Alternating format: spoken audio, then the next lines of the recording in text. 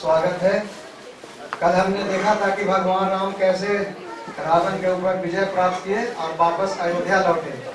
तो आज की कथा में हम हनुमान जी के प्रार्थनाएं और भगवान राम के नाम की महिमा की कथा सुनेंगे। तो सबसे पहले हम आग्रह करेंगे हिज ग्रेस नारायण दास प्रभु जी से, हिज ग्रेस सर्वभौम प्रभु को माल्यार्पण कीजिए। उसके बाद हिज ग्रेस भास्कर प्रभु से भी आग्रह करेंगे कि प्रभु जी को माल्यार्पण करें। हरे कृष्ण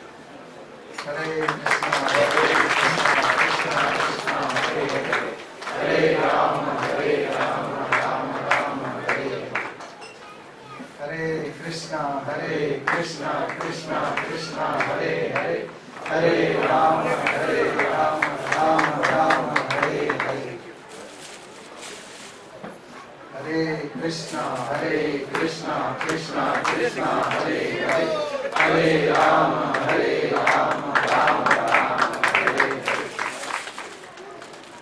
हरे बोल। हम हिज ग्रेस और कृष्ण पृष्ठाय भूतले श्रीमते भक्ति वेदांता स्वामिनिति नामिने नमस्ते सरस्वती देवे गौरवाणी प्रचारिणे निर्विशेषा शून्यवादी पाश्चात्य देश तारिणे गुरवे गौरचंद्राय राधिकाय तदालये कृष्णाय कृष्ण भक्ताय तद्भक्ताय नमो नमः। ओम नमो भगवते वासुदेवाय। ओम नमो भगवते वासुदेवाय। ओम नमो भगवते वासुदेवाय। ओम नमो भगवते वासुदेवाय। ओम नमो भगवते वासुदेवाय। ओम नमो भगवते वासुदेवाय। कृष्णाय वासुदेवाय देवकी नंदनाय च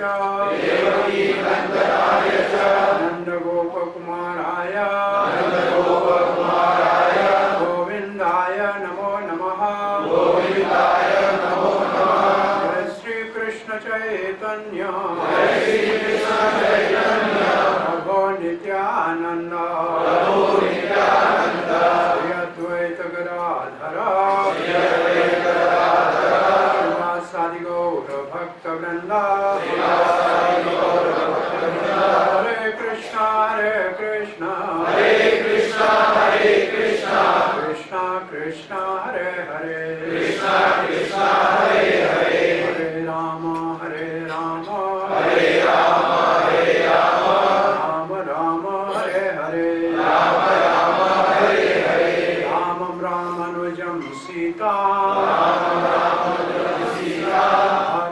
भक्तानुजं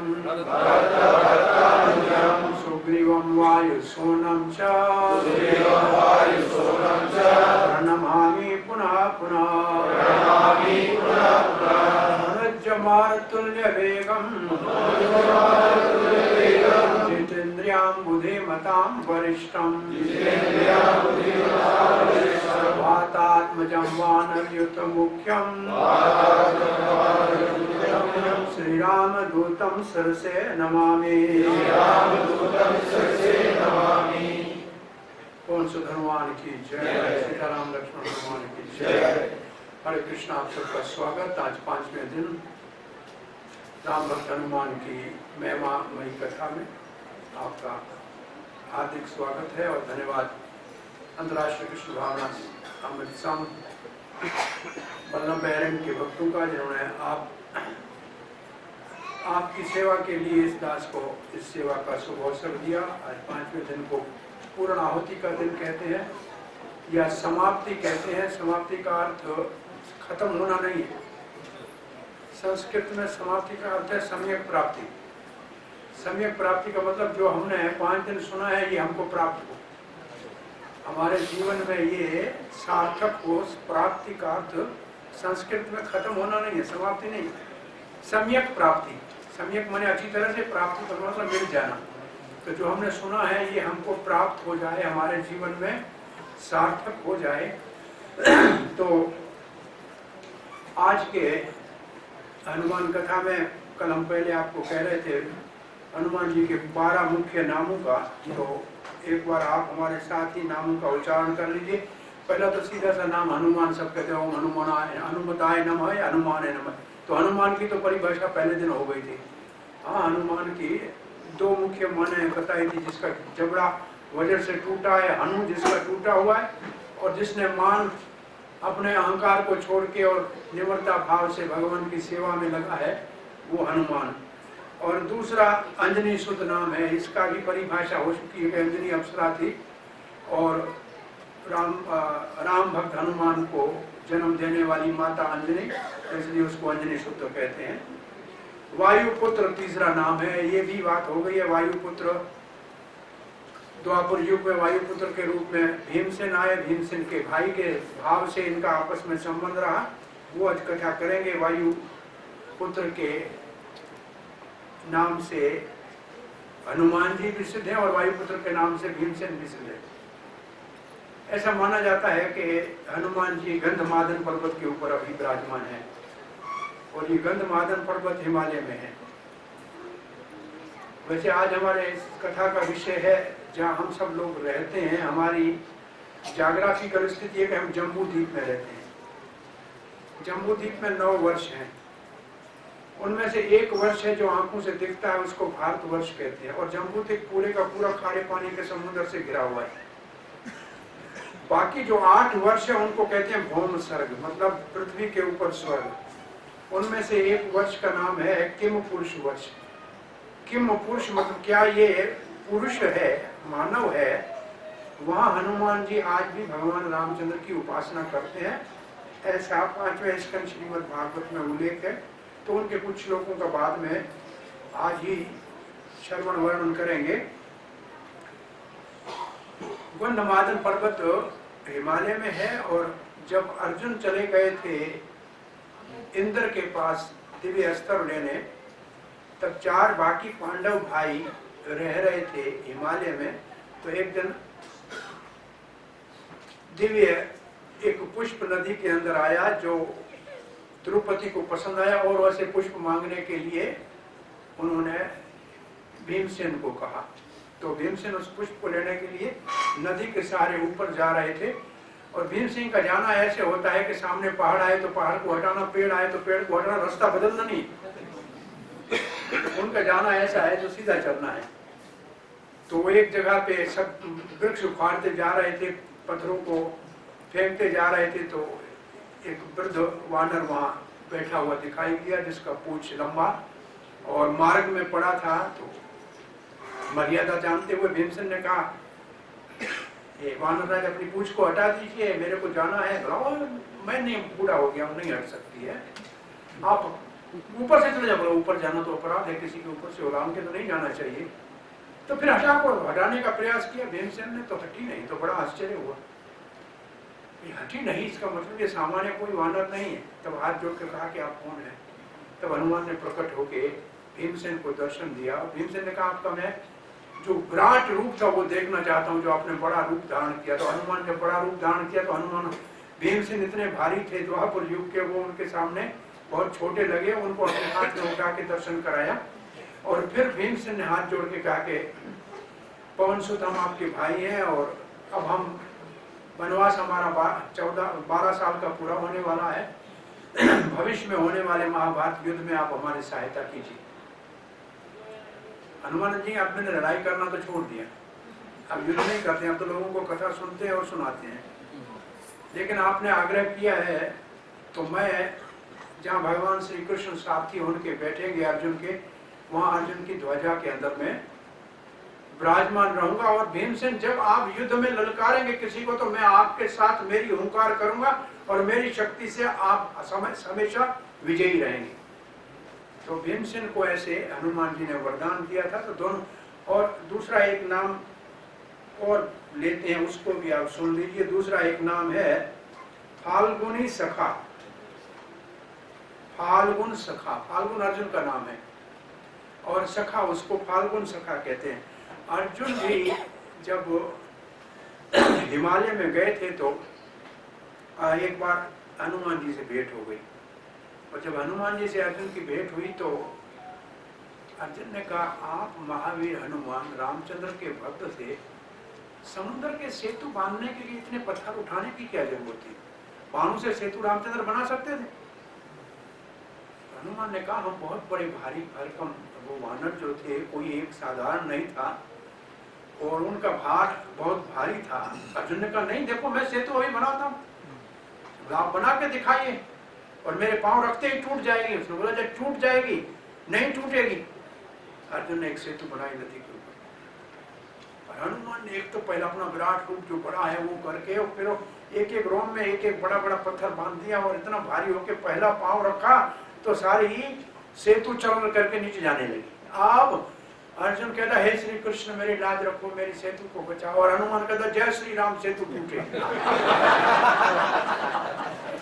अब दोनों के इस बीच में हनुमान की नजर पड़ी तो नीचे से थोड़ी रक्त की धारा लगी, तो देखते हैं अरे हमारे राम जी सेतु को पीठ दे के बैठे हैं, तो वो कूद के नीचे उतरे।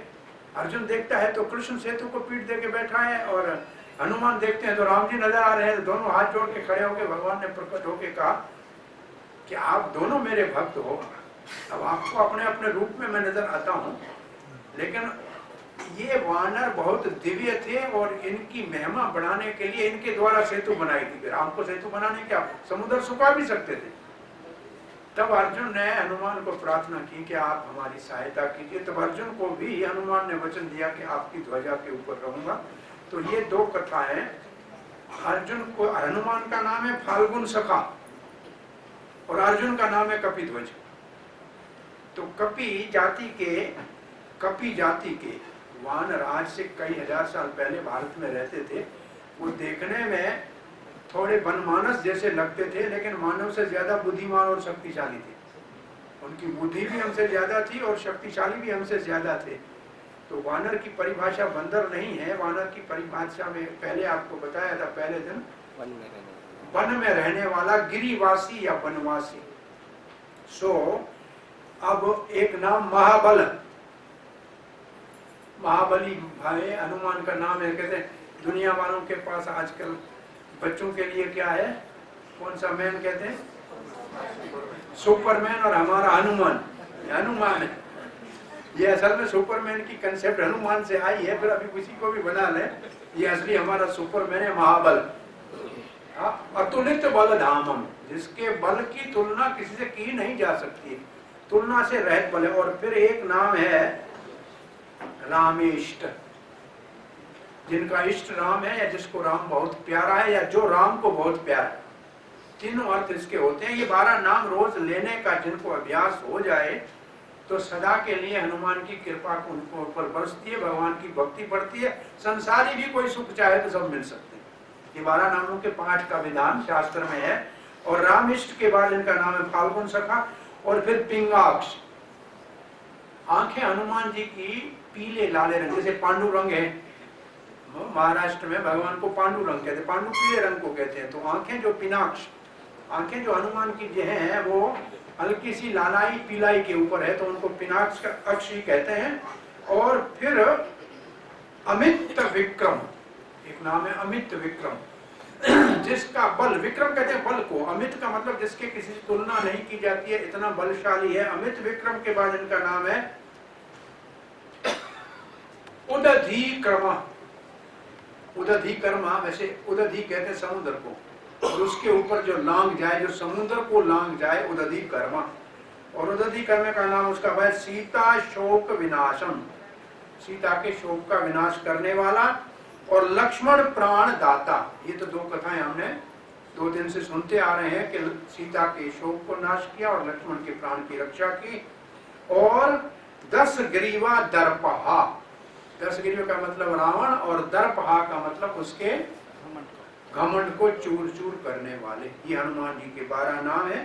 तो हनुमान जी के 12 नाम हम अपनी जीवा को पवित्र करने के लिए, हृदय पवित्र करने के लिए, और इसके साथ 2 कथाएं आपके सामने रखी। एक हनुमान जी की बहुत प्रसिद्ध कथा है।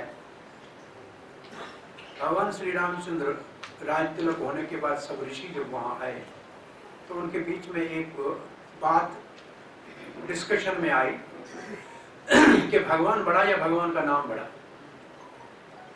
तो एक पक्ष ने कहा देखो, भगवान जब अवतार लेते हैं तब कुछ लोगों का उद्धार करते हैं, जैसे रामचंद्र अवतार लिया तो सुग्रीव का उद्धार किया, विभीषण का उद्धार किया, गुहा को पवित्र बनाया। लेकिन राम नाम जपते तो अनादिकाल से लोग भगवान के धाम जा रहे हैं।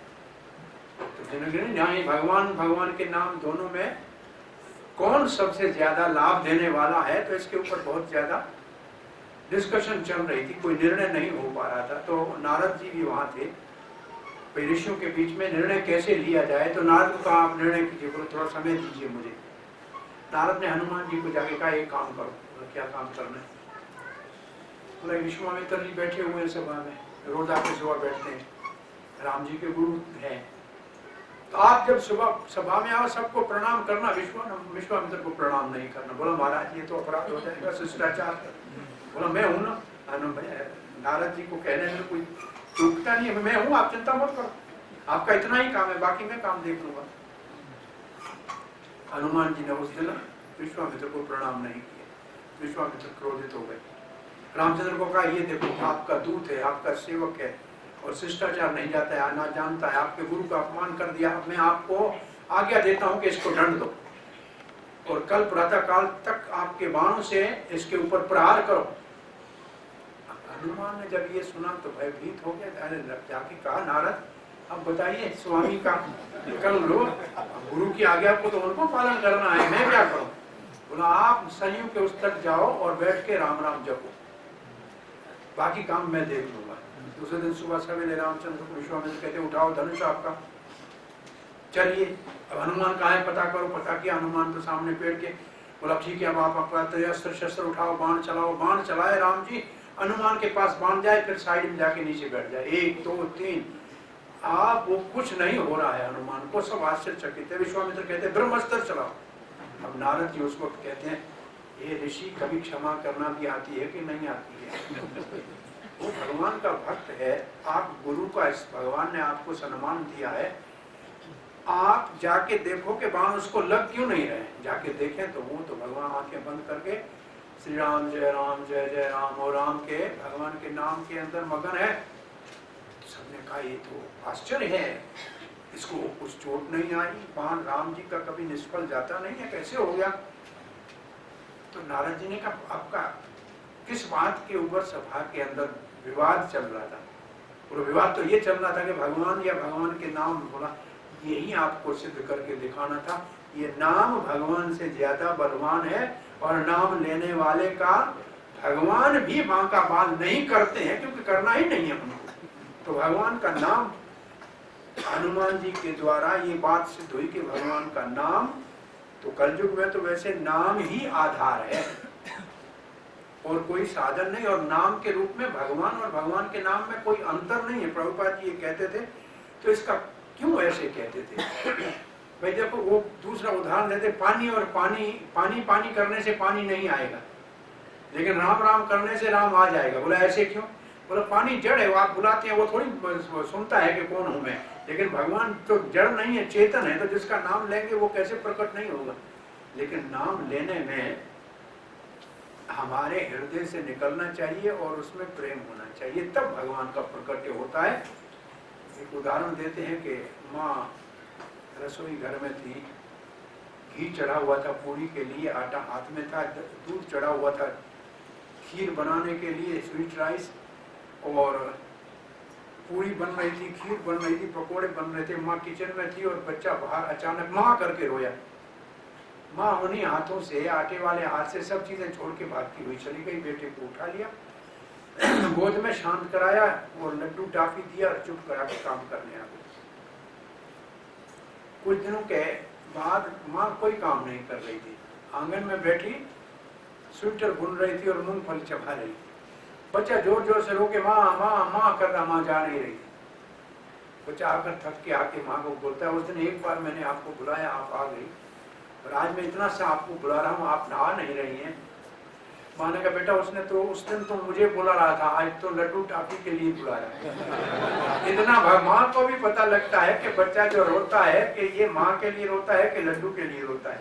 आप लोगों को पता लगता है कि नहीं बच्चे के रोने का? तो भगवान को भी भक्त के पुकारने का पता लगता है कि भगवान से ये कोई लड्डू मांग रहा है कि भगवान को मांग रहा है। इसलिए प्रभुपाद ने जब हरे कृष्ण मंत्र जपने के लिए पहली बार कहा तो कहा कि जैसे अबोध बच्चा अपनी माँ के लिए रोता है, ऐसे कीर्तन करते समय, नाम जपते समय हमारे मुख से नाम निकले जैसे कोई बच्चा अपनी genuine cry of a child for mother, माँ के लिए जैसे बच्चा है, ऐसे उच्चारण करना चाहिए। वो उच्चारण करना तत्काल भगवान साक्षात प्रकट हो जाते हैं, जीभा के ऊपर आके नृत्य करने लगते हैं। चेतना महाप्रभु ने तो अपनी माता सची को ये वचन दिया कि माता आप मेरी सदा माता रहोगी। जब कोई नाम जपेगा तो जीभा आप मेरी माता हो जाओगी, मैं उसके ऊपर प्रकट हो जाऊंगा। कोई विग्रह बना के पूजा करेगा मंदिर में अथवा अपने घर में, तो उस विग्रह जिस चीज का बना होगा वो आप मेरी माता बन जाएगी, मैं उसमें प्रकट हो जाऊंगा। जैसे धातु की मूर्ति है कि मार्बल की मूर्ति है, तो वो मूर्ति माँ बन जाएगी, उसके अंदर भगवान प्रकट हो जाएंगे। और आप तो मेरी नित्य माता है ही। जब मैं द्वापुर में आता हूँ तो यशोदा बन जाती है, और त्रेता में आता हूँ तो कौशल्या बन जाती है। आप सच्ची माता हो आप मेरी, लेकिन आप जीभा के रूप में मेरी माता, जीभा जशोमती, जीभा जशोदा मैया बनती है, और उसके ऊपर कृष्ण और राम नृत्य करते हैं। जब हम कहते हैं हरे कृष्णा कृष्णा कृष्णा हरे हरे, हरे राम राम राम हरे हरे। तो ये भगवान का नाम और भगवान में कोई अंतर नहीं है। ये भगवान कली काले नाम रूपे कृष्ण अवतार, कलयुग में भगवान श्री कृष्ण ने अपने नाम के रूप में अवतार लिया है। तो नाम के रूप में भगवान का अवतार, राम का अवतार, कृष्ण का ये नाम जो है ये भगवान का चिन्मय नाम है, ये जड़ नाम नहीं है। इसलिए नाम भगवान का आज भी सबका उद्धार कर रहा है। भगवान तो समय समय के ऊपर आते हैं, लेकिन नाम उसका सदा संतों के द्वारा इस संसार में रहता है। और हनुमान जी ने तो ये भगवान को कहा कि जब तक आपका नाम रहेगा तब तक मेरा ये शरीर और प्राण रहेगा। जब तक आपका नाम धरती के ऊपर गाया जाएगा तब तक मेरा प्राण और ये शरीर रहेगा। और द्वापर कलयुग के अंत तक हनुमान जी ऐसे ही आज भी चिरजीवी सात में से एक हनुमान है। और आज भी जहाँ भगवान राम की कथा होती है वहाँ प्रकट होते हैं। अपनी कथा में तो लगा कि मतलब आए हैं कि नहीं आए मालूम नहीं, हनुमान अपनी कथा में नहीं आएंगे, लेकिन राम जी की कथा में आते हैं। लेकिन हनुमान की कथा में राम जी आते हैं, सबको आशीर्वाद देते हैं। भगवान का अपने बालक की कथा सुनने में, अपने बच्चों का महिमा सुनने में माता पिता को अच्छा लगता है। भगवान को भी अपने भक्तों की कथा बहुत अच्छी लगती है। तो निश्चित रूप से भगवान रामचंद्र हम सब कथा के श्रवण वर्णन करने वालों के ऊपर अपनी कृपा दृष्टि से अनुग्रह करेंगे, अनुकंपा करेंगे। तो भगवान के नाम, भगवान का नाम सदा हमारा सहायता है। भगवान जब आते हैं तो उद्धार करते हैं, लेकिन नाम सदा सबका उद्धार करता है। एक और कथा बड़ी प्रसिद्ध है। हनुमान जी पर नारद जी से मुलाकात हो गई और नारद जी ने हनुमान की भक्ति को प्रकट करने के लिए एक प्रश्न पूछ लिया कि हनुमान जी, आप अपने आप को भक्त मानते हो, लेकिन शास्त्र में तो लिखा है किसी को आग लगाने वाला उसका तो वध करना चाहिए। इतना बड़ा 6 आतिताई, 6 प्रकार के आतिताई है, किसी की घर को आग लगाना, पराई स्त्री का अपहरण करना, चोरी करना, ब्राह्मण को मारना, ऐसे कुछ 6 कारण कहे जाते हैं जिसको कहते हैं ये वध करने। तो आपने तो लंका में आग लगाई है, तो आप भक्त कैसे हैं? हनुमान जी समझ गए कि नारद कुछ सुनना चाहते हैं। हनुमान जी ने कहा, देखो राम भक्तों की एक सेवा है, कहीं कोई मुर्दे पड़े हो तो उनका अग्नि संस्कार कर ही देना चाहिए, नहीं तो उनका उद्धार नहीं होगा। तो बोला फिर मुर्दे कहाँ थे? बोला मैंने लंका के बड़े महलों में देखा, किसी के मुख में राम नाम नहीं था। जो राम नाम जीते नहीं लेता है वो मुर्दा ही और क्या है। जो जीते भगवान का नाम नहीं लेता है वो शव शोभनम, वो मरे हुए शव है जिसके ऊपर कितना भी सुंदर करो, श्रृंगार करो, लेकिन वो मुर्दे के बराबर है। इसलिए मैंने वहां किसी का घर नहीं जलाया। अब बताइए, मैंने अशोक वाट का जलाई? नहीं जलाई, क्योंकि वहां सीता राम राम कर रही थी। मैंने विभीषण का घर नहीं जलाया, क्योंकि उसके घर के आगे तुलसी पड़ी थी, घर के ऊपर शंख चक्र गदा और पद्म का निशान पड़ा था, तो उसको कैसे मैं जला सकता था? वो नहीं जले, लेकिन जहाँ राम नाम नहीं लगते हैं वो मुर्दे चल रहे थे। तो और मैंने तो इतना वहां होमकार किया था कि गर्भवतियों के वो बालक भी गिर पड़े थे, ताकि भविष्य में कोई लंका में असुर पैदा ही ना हो। तो मैं तो असल में सबका उद्धार करके आया था। सो हनुमान जी के विचित्र और अद्भुत कथाएं, एक कथा सबने सदा सुनी होगी, सिंदूर की कथा हनुमान जी की, कि ये लाल सिंदूर क्यों लगाते हैं, सबने सुनी है ना? बहुत सुनी है। हरे कृष्णा। अब जब राज तिलक भगवान श्री रामचंद्र का हो गया, सीता माता अब अयोध्या में महारानी है, तो एक दिन हनुमान जी सुबह सुबह कहा, भूख लगी है मैया, कुछ फल दे दे। तो मैया ने कहा, अब मैं श्रृंगार कर रही हूँ थोड़ा सा, तो सिंदूर लगा। बोले ये क्या कर रही है? भूख मुझे बहुत लगी। बोला बेटा श्रृंगार सिंदूर लगा लो, फिर कुछ देती हूँ। बोला ये क्यों लगाती है? बोला ये लगाने से एक तो राम जी को बहुत अच्छा लगता है, प्रिय लगता है, और दूसरा पति की आयु बढ़ती है, राम जी की आयु बढ़ती है, उनका मंगल होता है, इसलिए मैं लगाता हूँ। तो माता सिंदूर लगाने लगी और हनुमान जी वहां से चले गए। माता जी फल लेके आई, हनुमान दिखाई नहीं दिए। हनुमान शहर में चले गए, दुकान वाले को बोलो सिंदूर दो, वो जरा डब्बी लाया, क्योंकि स्त्रियां तो डब्बी में देती है। तो मैं डब्बी से काम नहीं चलेगा, डब्बा है कोई। और डब्बी तो सब इकट्ठा करके और तेल लगा के और फिर पूरे अपने ऊपर लगाया, फिर नीचे लगा के उसके ऊपर लेटने लगे। लेट के वापस जब आए तो सारा ही सिंदूर से रज दिए लाके, और माता जी तो फल लेके खड़ी थी, तब तक नाच रहे हैं। पता नहीं लग रहा है कौन, केवल पीछे पूंछ थोड़ी दिख रही है। राम जी ने कहा क्या हो गया बजरंग बली? बोले इतना थोड़े सिंदूर से आपको इतना अच्छा लगता है, और आपका मंगल कल्याण और जो है वृद्धि होती है आयु में, तो मैंने कहा पूरे के पूरे को लगा देता हूं, तो आपका भी कल्याण होगा और आपको मैं बहुत प्रिय हो जाऊंगा। राम जी ने कहा आप तुम्हारे ऊपर जो सिंदूर चढ़ाएगा उसका भी कल्याण होगा। तो ऐसे एक बार तीन भाई भरत, शत्रुघ्न, लक्ष्मण और सीता ने मीटिंग किया कि हनुमान सारा दिन इतनी सेवा करता है, हमको सेवा का अवसर ही नहीं देता। अब सीता को कहा कि आप ऐसे करो, हम काम सब बांटते हैं, भाई चरण दबाने का काम शत्रुघ्न करेगा, एक लक्ष्मण करेगा, दूसरे का सीता भोजन का करेगी, भरत जी है जो भी पंखा झलेंगे, हनुमान के लिए कोई सेवा नहीं होती। हनुमान दूसरे ने पांव गुहार लगाए, बोला देखो, वो सीता जी ने ले जाके राम जी के सामने कहा देखो ये हमने प्रस्ताव रखा है, अब इसको साइन कर दो। अब राजा की साइन हो गई। अब हनुमान जी के लिए राम जी मुस्कुराए कि हनुमान जी के लिए कोई सेवा तो रखी नहीं है इन्होंने। लेकिन सुबह हनुमान जी जैसे आए, भगवान के चरण को हाथ लगाया, वो लेटर दिखाया कि राम जी की साइन है, ये पावन लक्ष्मण से करेंगे और ये शत्रुघ्न जी करेंगे। हनुमान ने कहा मुझे कोई तो सेवा दो। बोला कोई सेवा तो है नहीं। बोला कोई बहुत तुच्छ सेवा दे दो। बोला क्या करोगे? बोला भगवान को कभी अचानक जमाई आएगी ना, मैं चुटकी बजाऊंगा। बोला कौन सी जमाई कभी आती नहीं है राम जी को, जमाई उसको आती है जिसको आलस हो, भगवान तो आलसी है नहीं। अब तुम कहाँ से चिमटी बजाओ, हाँ ठीक है तुम्हारे को ये सेवा देते हैं। अब सेवा दी तो वो जहाँ जाए भगवान पीछे पीछे जाए। बोला तुम कहाँ जा रहे हो? बोला पता नहीं किस वक्त आ जाए जमाई। वो कक्ष में जा गए, सेन कक्ष में जाने लगे, अंदर चले गए। सीता जी अभी आप कहाँ जा रहे हो? आराम करेंगे रात को। बोला नहीं, अगर जमाई आ गई तो मेरी सेवा मैं सेवा थोड़ी छोड़ सकता हूँ। तो कहा कि नहीं, अब भगवान हम सो रहे हैं, आप बाहर जाके बालकनी में बैठ जाओ, जरूरत होगी तो बुला लेंगे। अब वो बाहर जाके बैठ के श्री राम चुटकी बजाने शुरू कर दी। वैसी चुटकी बजाई और राम जी को जमाई आने लगे। अब वो जो राम जी को जमाई आते आते मुंह आकर खुला रह गया। अब सब इकट्ठे हो गए, देखे कि हनुमान कहाँ गया, बाहर बैठा। श्री राम जय पकड़ के अंदर लाए कि तुम बंद करो चुटकी, तुम बजाते हो चुटकी, इनको आती है जमाई, क्योंकि तुम्हारी इच्छा पूरी करने के लिए इनको जमाई तुम्हारी ये चुटकी अब बंद कर दो। फिर सबने कहा आपसे जो सेवा आप ही करो।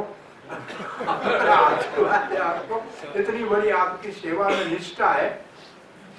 तो हनुमान जी सेवा में पूर्ण निष्ठा के साथ भगवान श्री रामचंद्र की सेवा करते हैं। हमें आज जो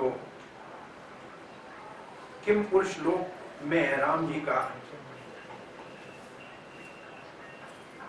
ये श्लोक पहला है, आप भी उच्चारण कीजिए। किम पुरुष वर्षे भगवंतम आदि पुरुषम लक्ष्मण अगर्जम सीता अभिरामम रामम तच्चरण सनिकर्ष अभिरतः परम भागवतो हनुमान सह किम पुरुषै अविरता भक्तिर उपासते।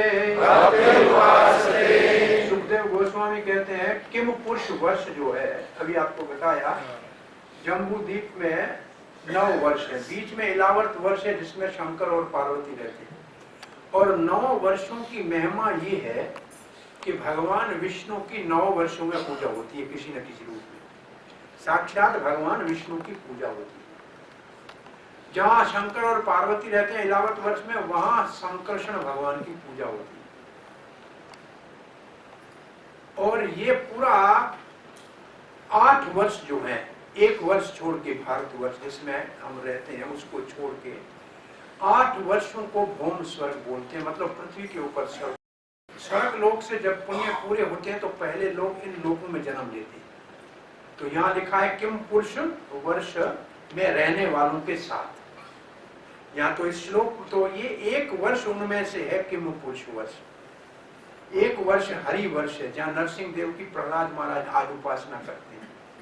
तो किम पुरुष वर्ष में आदि पुरुष भगवान से, भगवान के लिए लिखा है आदि पुरुष भगवान। आदि पुरुष का मतलब जिससे पहले और कोई नहीं था। जैसे हम ब्रह्मा जी की प्रार्थना पढ़ते हैं, गोविंदम आदि पुरुषम तमहम भजामि, तो रामम आदि पुरुषम है। आदि पुरुष कौन? या आदि पुरुष तो सबको कहते हैं, भगवान विष्णु को। तो कौन तब कहते हैं? लक्ष्मण अग्रजम, राम जी का नाम है लक्ष्मण का अग्रज, मतलब लक्ष्मण का बड़ा भाई। और लक्ष्मण का नाम है रामानुजम, रामानुज, राम का अनुज। तो लक्ष्मण अग्रज, इसका मतलब कौन आदि पुरुष है? बोला भगवान श्री राम। सीधा नाम नहीं लिया, क्योंकि भगवान को जब किसी भक्त के नाम से पुकारते हैं तो भगवान जल्दी सुनते, सीधा भगवान के नाम से पुकारने से नहीं सुनते। ये भगवान ने मर्यादा बना रखी, इसलिए भगवान को हमेशा किसी अपने भक्त के नाम के साथ बुलाने से भगवान को जल्दी हमारी आवाज पहुंचती है। लक्ष्मण अग्रज कह दिया तो लक्ष्मण का नाम सुनते ही भगवान राम अधीर हो जाते, तो कौन मेरे प्यारे लक्ष्मण का नाम ले रहा है। तो वहां भगवान का प्रकट होना बहुत जल्दी है। अब देखो लक्ष्मण अग्रज पहले कहा, इसका मतलब असल में लक्ष्मण है आदि गुरु। तो वो जब हमारा मार्गदर्शन करेंगे तब हम भगवान के चरणों तक पहुंच सकते हैं। आप बोला दूसरा कौन भगवान तक पहुंचा दे? तब सीता अभिरामम, अब दूसरा, भगवान राम का सीधा नाम नहीं लिया, सीता अभिरामम, जो सीता को आनंद दे। राम शब्द का अर्थ है आनंद देने वाले, जो सीता को आनंद देते हैं। बाकी सब भगवान को आनंद देते हैं, लेकिन भगवान सीता को आनंद देते हैं, सीता अभिरामम। अब सीता भी भगवान की अंतरंग शक्ति है, वो भी गुरु है करुणामयी। जैसे हम कहते हैं गुरु जो होता है वो दो की कृपा हमारे ऊपर बरसाता है।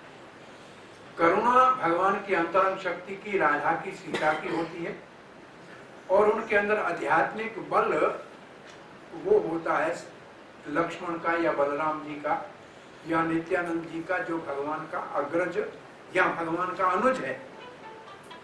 रामलीला में लक्ष्मण ने देखा कि ऐसे काम राम जी से मुझसे कराए, क्योंकि मैं छोटा भाई था। मुझे कहा कि चिट्ठा बनाओ, चिता बनाओ, तो सीता के लिए चिता बनाई। मुझे कहा इसको जाके वन में छोड़ के आओ।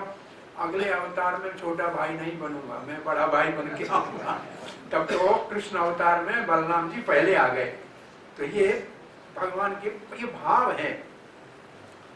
सो पहले नाम भगवान का लिया लक्ष्मण के साथ, और फिर नाम लिया सीता अभिरामम। इसका मतलब राम को प्राप्त करना है तो लक्ष्मण आचार्य और सीता की कृपा के बगैर नहीं मिलेगा।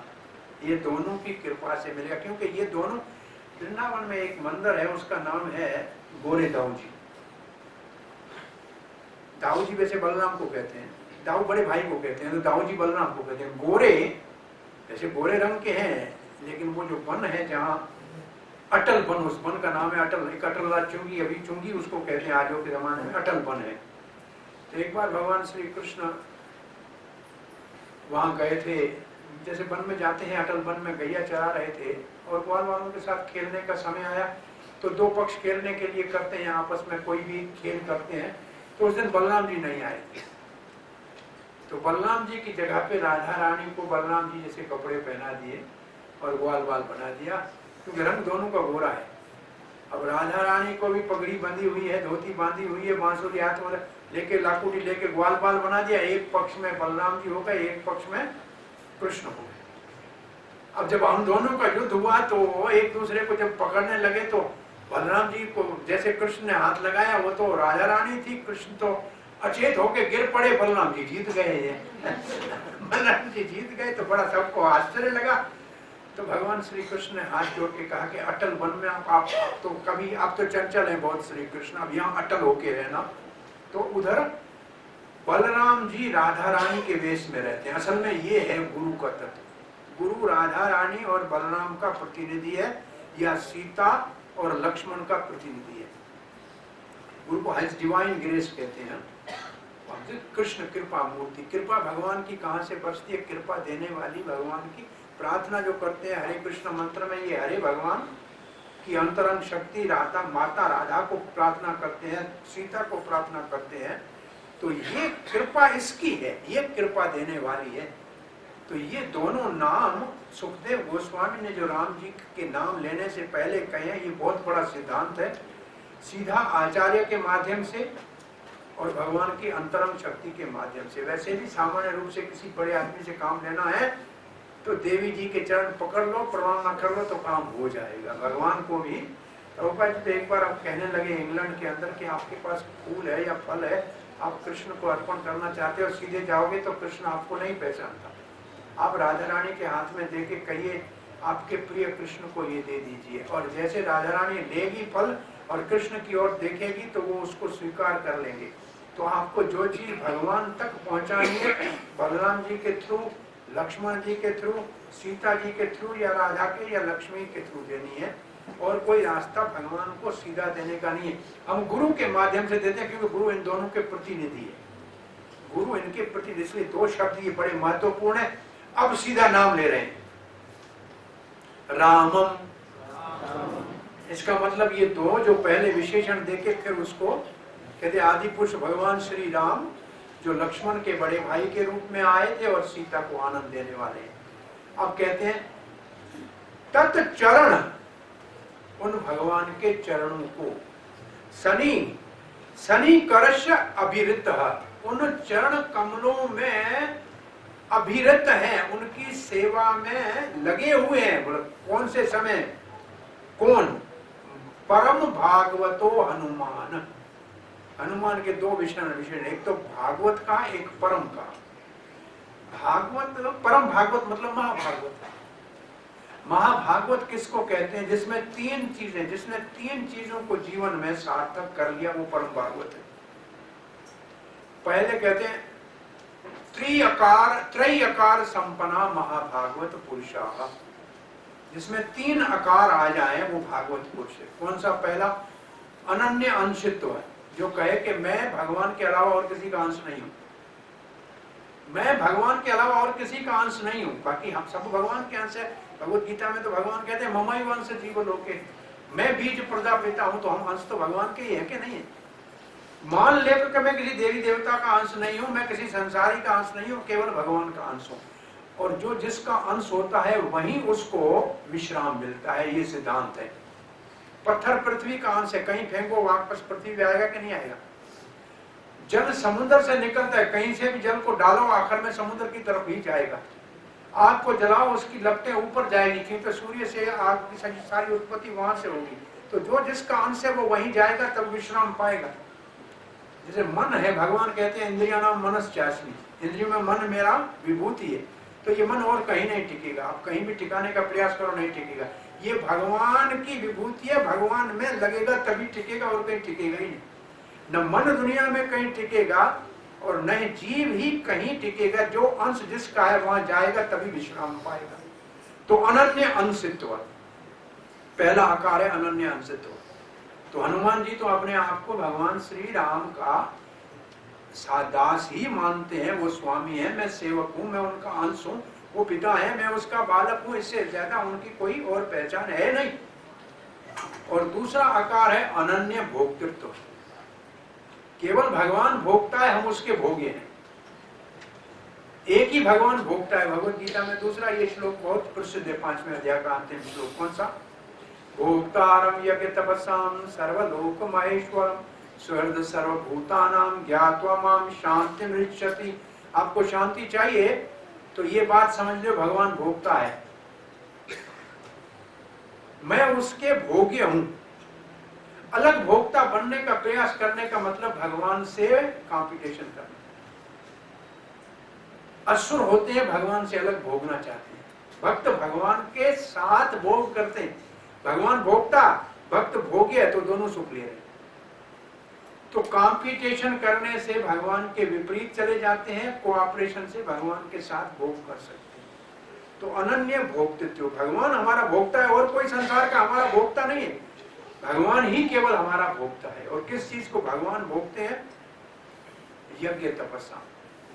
हम कौन सा यज्ञ करना चाहिए? गीता में एक बहुत बड़ा 3रे अध्याय में श्लोक है कि भगवान ने जब मानव को पैदा किया, देवता को पैदा किया, उसके साथ यज्ञ को पैदा किया। सह यज्ञ सृष्टा, भगवान ने यज्ञ के साथ सृष्टि की और फिर आदेश दिया कि यज्ञ करो, ये काम धो के आपकी इच्छा पूरी करेगा। अब जो आपकी इच्छा है वो पूरी करेगा यज्ञ से। यज्ञ करो। तो हमको यज्ञ की परिभाषा नहीं समझ में आई।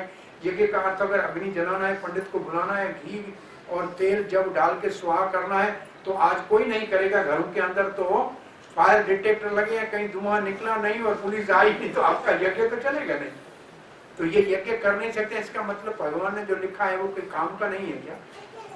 भगवान जब कोई नियम बनाते हैं, सब जगह कर सकते हैं, सब समय कर सकते हैं और सब लोग कर सकते हैं। सब लोग, सब समय, सब जगह कर सकते हैं।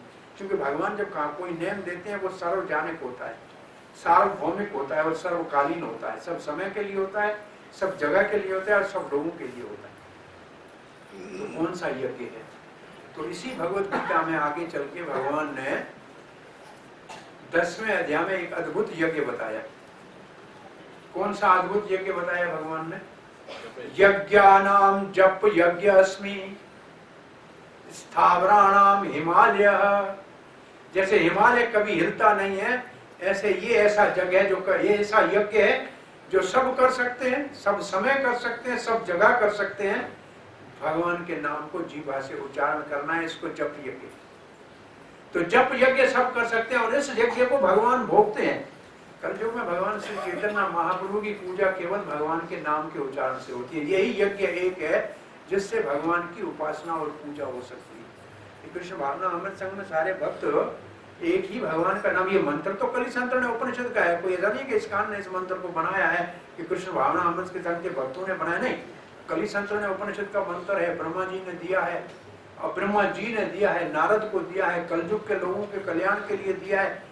और ये मंत्र इस रूप में तो केवल तभी उतरता है धरती पे जब चैतन्य महाप्रभु आते हैं, नहीं तो ये मंत्र यहाँ प्रकट नहीं होता है। हरे कृष्णा मंत्र राधार तंत्र, ये तो राधा रानी और गोपियां भगवान को वश में करने के लिए गोलोक में गाती है। ये मंत्र इस धरती के ऊपर तो चैतन्य महाप्रभु भगवान के प्रेम को प्रकट करने के लिए लाए हैं। तो ये बात क्या कर रहे थे? हरे कृष्ण, क्या बात कर रहे थे? जप यज्ञ और तप भगवान भोगते क्या? यज्ञ तपस्या। एक यज्ञ भोगते हैं, दूसरा तप भोगते हैं। तपस्या ये 1 घंटा आप रोज 1-1.5 घंटा आते हैं, बैठते हैं, कथा सुनते हैं, ये तपस्या है बहुत बड़ी।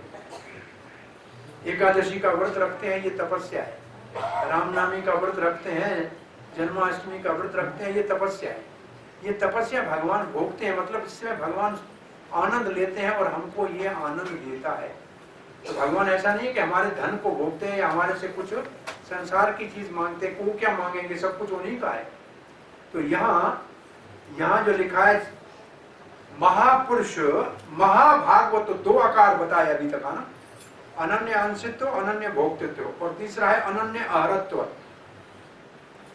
भगवान के हम लायक हैं और भगवान की पूजा ही हमारे जीवन का लक्ष्य है। और किसी के हम लायक नहीं है, दुनिया के लायक नहीं है, भगवान के लायक है। और अहरण, वैसे अहरण भगवान की पूजा को कहते हैं। पूजा भक्ति भगवान की करनी है और किसी का नहीं, सबको सम्मान देना है, सबसे व्यवहार कुशलता से रहना है। लेकिन भक्ति, ये 3 आकार जिसमें हनुमान में ये सब चीजें घटित होती हैं। इसलिए महापरम भागवतो हनुमान स किम पुरुष ही अवृत। अवृत का मतलब है जिसमें कोई व्यवधान न पड़े, धारावाहिक। भक्तिर उपासते, भक्ति से भगवान की उपासना करते हैं। कैसी भक्ति से? अवृत भक्ति का ये दूसरा शब्द क्या हो जाएगा? अनन्य भक्ति से, एकांत की भक्ति से उपासना करते हैं। ये बहुत सुंदर शब्द, कितने भगवान को संबोधन करने के सुखदेव गोस्वामी ने कितने सुंदर शब्द दिए हैं।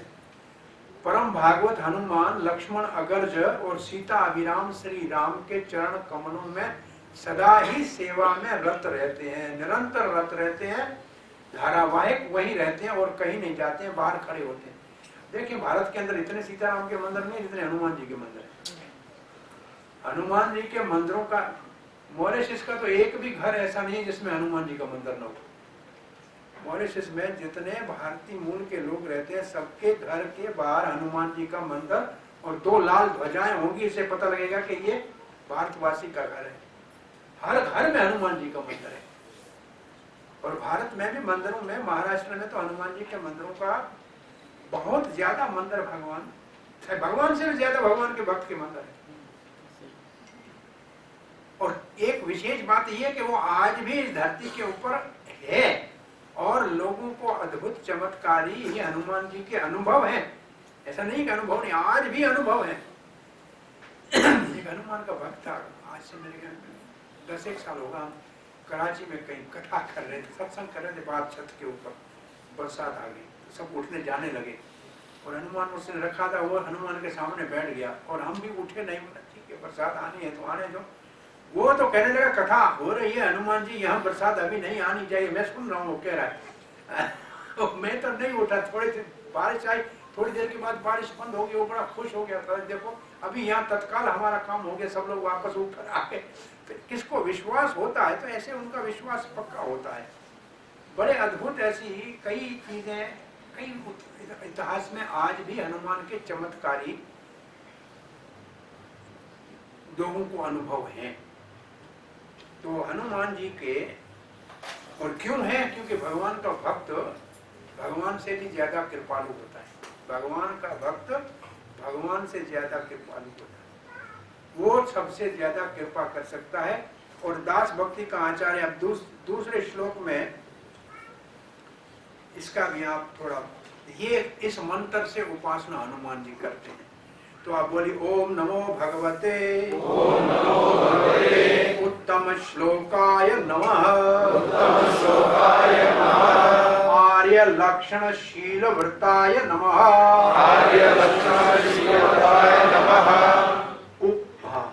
उपशिक्षा आत्मने उपासित लोकाय नमः साधुवाद दीक्षणाय नमो ब्रह्मणाय देवाय महापुरुषाय महाराजाय नमः इति। हनुमान जी प्रार्थना करते हैं ओम नमो भगवते उत्तम श्लोकाय नमः। तो ये मूल मंत्र है।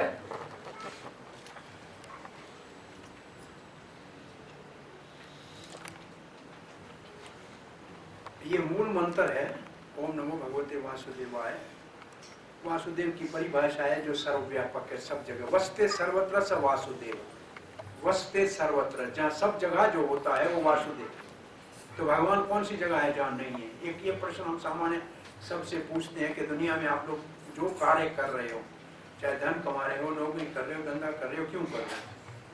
तो अंत तो भाई सुखी होने के लिए कर रहे हैं कि नहीं कर रहे हैं? फिर हम दूसरा प्रश्न पूछते हैं आप सुखी कब होना चाहते हैं? तो सबका एक उत्तर होता है भाई हम सब समय सुखी होना चाहते हैं। नहीं, सब समय सुखी होना है कि नहीं? मतलब कहाँ सुखी होना चाहते हो? दूसरा प्रश्न, कहाँ होना चाहते हो? घर में होना, दुकान में होना, कारोबार में होना है, नौकरी में, कहाँ? तो मेरे सब जगह। कब होना चाहते हैं भाई? सुबह, शाम को, संडे को, मंडे को, फ्राइडे को, कब? तो क्या उत्तर आएगा? सब समय, सब जगह। अच्छा, किससे सुख चाहिए आपको? अपने मित्रों से चाहिए, परिवार से चाहिए, ग्राहक से चाहिए, मालिक से, किससे चाहिए? तब उत्तर क्या आएगा? सबसे चाहिए। तब एक प्रश्न पूछते हैं आप बताइए मुझे सब जगह कौन है, सब समय कौन है और सब में कौन है? सब जगह कौन है, सब समय कौन है, सब में कौन है? बताइए। भगवान के अलावा कोई है? तो आप जो सुख ढूंढ रहे हैं वो भगवान के अलावा कोई और दे सकता है क्या? नहीं दे सकता है, क्योंकि सब जगह सब जगह नहीं है। न हमारा रिश्तेदार सब जगह है, न हमारा कोई सगा संबंधी सब जगह है, न सब समय है और न सब में है। तो हमको असल में अगर सुख चाहिए तो वो सुख का दाता राम है, दूसरा ना ही कोई। ये गुरबाणी में वचन आता है, सुख का दाता राम है, दूसरा ना ही कोई। और कहीं से सुख नहीं मिलेगा। सुख देने वाला वो ही, जैसे राम शब्द का अर्थ ही है आनंद देने वाला। राम एक जो संस्कृत में है, खिलौने को रमण का कहते हैं। रमण का मतलब जो मिल जाए तो फिर खेल में आदमी, बच्चा इतना मस्त हो जाता है कि भूख भी नहीं लगती है, उसी में रम जाता है। तो राम वो है जिसका नाम लेने से हम इतने उसमें रम जाएंगे कि संसार के दुख सुख का पता ही नहीं चलेगा। यह संसार कैसे चलता है इसकी चिंता ही नहीं रह जाएगी। तो राम, यहाँ जो शब्द है ओम नमो भगवते, वसते, बात कर रहे थे, वासुदेव का मतलब है वसते सर्वत्र, जो सब जगह रहते हैं। तो हमारे सुख के दाता वही है। उत्तम श्लोकाय नमः, भगवान को हनुमान जी कहते हैं जिसकी पूजा प्रार्थना उत्तम श्लोकों से की जाती है। उत्तम श्लोक भगवान का नाम है। वेदों के अंदर जो पुरुष सूक्त आदि श्लोक है जिससे जिनकी अर्चना पूजा की जाए, प्रार्थना की जाए, उसको उत्तम श्लोक कहते हैं। तो भगवान का एक नाम है उत्तम श्लोकाय नमः। फिर कहते हैं आर्य लक्षण शील व्रताय नमः। आर्य लक्षण, आर्य वैसे किसको कहते हैं? जो सभ्य है, जो सिविलाइज है, उसको आर्य कहते हैं जनरली। और आर्य की परिभाषा है जो वेदों के विधान के अनुसार अपने जीवन को चलाए, शास्त्रों के नेम के ऊपर चले, उसको आर्य बोलते हैं। आर्य का मतलब शास्त्र के नेम के ऊपर चलने। गीता के एक श्लोक है, शास्त्रम विधिम उत्सर्जया यजन्ते काम कारत न सिद्धिम न सुखम न पराम गतिम। अगर शास्त्र की मर्यादा का उल्लंघन करके अपने मनमानी कोई कुछ करता है तो न सुख मिलता है, न सफलता मिलती है, न परम सिद्धि मिलती है। तस्माद शास्त्र प्रमाणे कार्या कार्य, इसलिए शास्त्र के आधार से अपने कार्य करना चाहिए। राम जी कितने आर्य लक्षण हैं, कितना वेद की बात को मानते हैं। जब वो अपने पिता दशरथ के लिए श्राद्ध के लिए थे तो चित्रकूट में वनवासी थे, आटा तो नहीं थे कि पिंड बनाए, तो इंगूदी के पेड़ का जो इंगूदी का पेड़ कहते हैं उसमें से गुदा निकाला है और वो अर्पण कर रहे पिताजी। तो दशरथ महाराज का हाथ बाहर निकला है, हाथ निकल आया। राम जी रखने वाले थे, पंडित जी ने कहा हे राम, सबके पिता का हाथ नहीं निकलेगा, शास्त्र का विधान है पिंड कुछ घास के ऊपर रखना चाहिए। आप अपने पिता के हाथ को भले प्रणाम कीजिए, लेकिन शास्त्र की मर्यादा है, आर्य का ये सभ्य रास्ता है कि पिंड कुछ के ऊपर रखो, नहीं तो आगे कोई पिंडदान करेगा ही नहीं, कहेगा मेरे पिता का हाथ नहीं निकला है, पिंड किसको दे। आप तो भगवान है, तो आपके पिता का हाथ निकला है, सबका नहीं निकलेगा। तो भगवान ने मर्यादा का पालन किया। एक वो हमेशा रोचक कथा, भगवान श्री कृष्ण शास्त्र की मर्यादा का पालन करते हैं। आपको कभी सुनाई होगी, कृष्ण को माखन चोर प्रसिद्ध है, ब्रजे प्रसिद्धम नवनीत चोरम, ब्रज में प्रसिद्ध है, नवनीत माखन को कहते हैं, माखन के चोर के रूप में। लेकिन ब्रज में माखन चोर है। आपके बहरीन में कभी किसी घर माखन चोरी करने नहीं आता, माखन बनाना ही नहीं आता है, तो आने का आएगा चोरी करने क्या। ये कोई डब्बे का माखन नहीं खाता है, फ्रिज में रखा हुआ माखन नहीं खाता है। ये जो ताजा ताजा दही मिलो के और गाय का दूध का माखन बनेगा उसको खाएगा। तो गोपियों ने हमेशा शिकायत यशोदा को लगाने का नियम बना रखा था, और यशोदा ने कह दिया कि छोटा भला बच्चा है, कितना माखन खाएगा, दे दिया करो, 2 साल का तो बच्चा है, 2.25 साल का, क्या करूँ। तो एक गोपी ने बोला कि क्या करें, मक्खन खाएगा। बोला क्यों, भीख मंगाऊं तेरे घर का काम, मेरे बाप की 9 लाख गाय है। बोला फिर तू चोरी करने आता। बोला मेहनत करके खाता हूँ। खाने के लिए भी मेहनत करनी पड़ती है, मुफ्त में तो नहीं खाता। एक लिखा है कि समय से पहले गोपियां शिकायत करती हैं, समय से पहले बछड़े खोल देता है, बछड़े खोलते हैं दूध दोने से उससे पहले खोल देता है। बोला ऐसे क्यों खोलता है। एक गोपी ने क्या किया, माखन छुपा के अपनी कुर्सी के नीचे रख दिया, मूढ़े के नीचे, उसके ऊपर बैठी है। और कन्हैया को कहता है हमें मालूम है, तुम्हें पता लगता है माखन कहाँ है, तुम अपना माखन ढूंढ के खा के दिखाओ, तुम्हें रेडार है, तुम्हारे को पता लगता है माखन कहाँ है, सुन के पता लगाती हो ना। कन्हैया ने कहा माखन तो ये नीचे अपने है, वो कुर्सी के नीचे रख के बैठी है मूढ़े के। तो ग्वाल वालों को कहा इसके बछड़े खोल दो।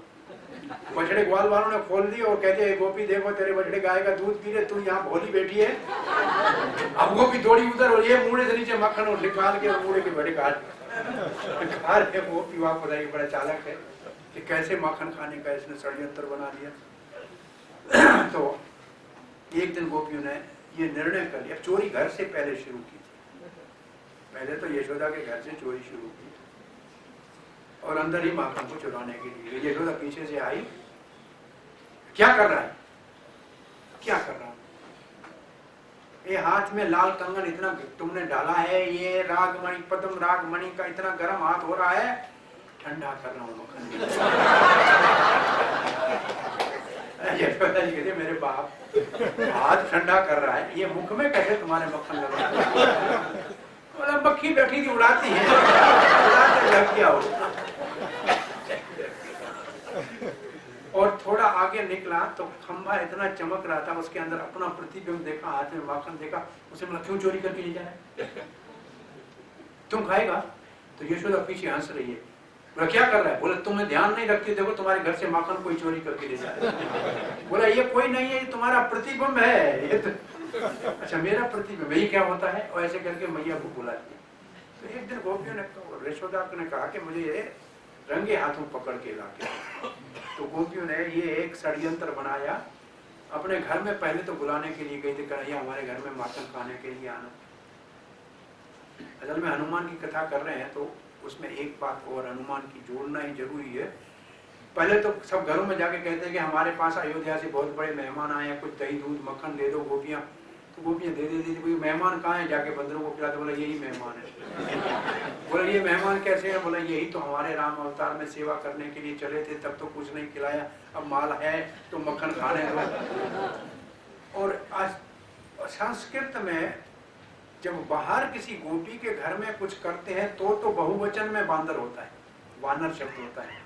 लेकिन जब यशोदा के घर में मटका फोड़ते हैं तब एक वचन में वानर है। वहां तो हनुमान जी ही आए हैं, ऐसा आचार्यों का कहना है। तो ये सदा से ब्रज में भी सेतु बंधन है, रामेश्वर है, जहाँ भगवान ने रामेश्वर की सेतु बंधन करके दिखाया है काम्य वन में, ये भी प्रसंग है।